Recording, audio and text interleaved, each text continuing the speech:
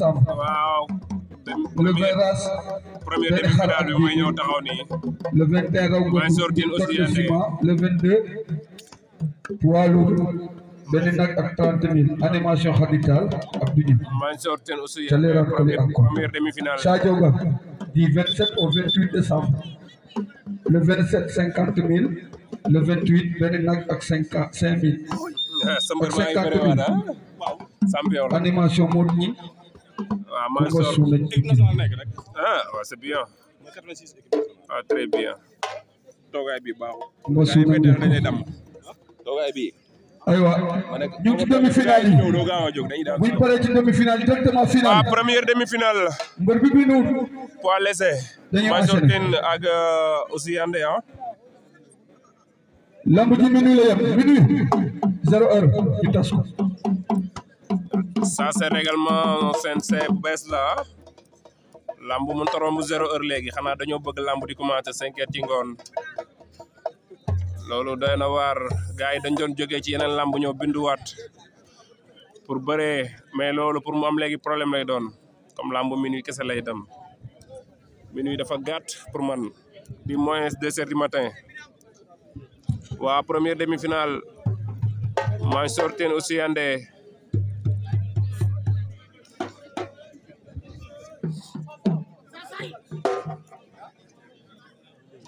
ñu ngi ci demi-finale bi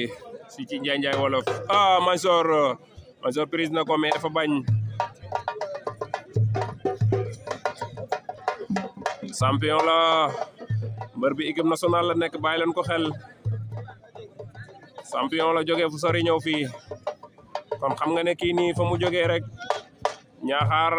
ku xam ku ne xam ne lamb rek la ñuy dund seen doom yi ñëpp a mun bëree fii daa def formation ci lamb bàyyi leen ko xel mu daanul gan gi dina ma jaaxal ni muy bëree nii laf cet ah Mansour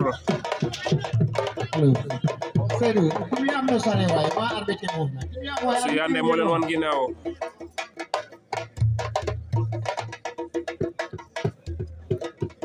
l'équipe de Mbayang Loum animation 0 dara neexagul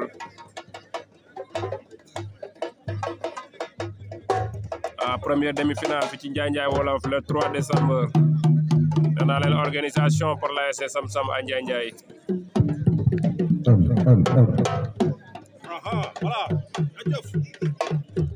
am na ñaari loxo ci ngemb gi Mansour jaar na ci plan bi ñi nag dafa néewul doole génnaat na tey xale bi li muy bëree neex na waaye bëree dëgg lay def bëreentewul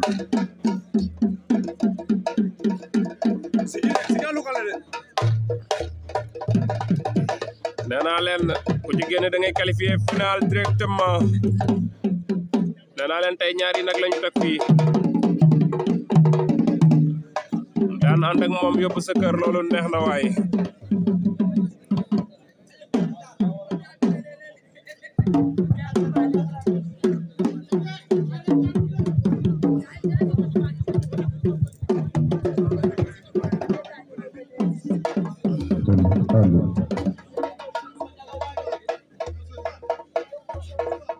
Mansour Tine aussi yande ba tey ci première demi-finale bi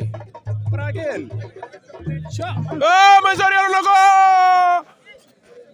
oh Mansour Tine Mansour daan na ko nee naa leen mbër mi vraiment champion bi ngi nii ah Mansour waaye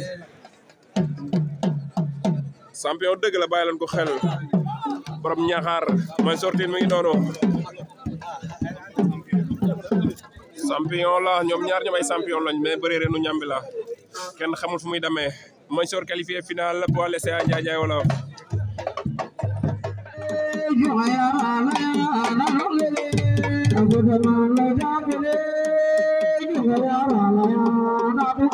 moo daaru demi-final poids léger bi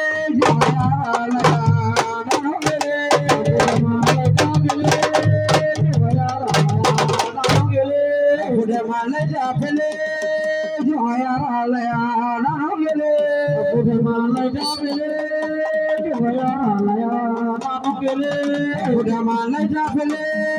joyara laya nano gele. Agudama laita fele joyara laya nano gele. Agudama laita fele joyara